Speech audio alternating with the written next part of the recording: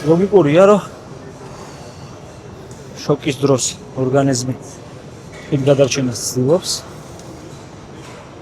და იწვება ბევრად მეტი კალორია ორგანიზმის გათბობისთვის. ამიტომ მეტაბოლიზმისაც დადებითად მოქმედებს, აჩქარებს და ცხიმიც იწვება. დაახლოებით 150 წლის 300-მდე თითო 15 წუთიან სეანსზე, თუმცა გააჩნია უშუალოდ ტემპერატურასაც და დროსაც. გონებაზეც მოქმედებს დადებითად. იმ მარტივი მიზეზით, რომ სტრესის ჰორმონის გამოყოფას აბალანსებს და ზრდის დადებით განწყობას ორგანიზმში და პლუს გონებრივ გამძლეობას. რაც საქმეში ძალიან გვეხმარება.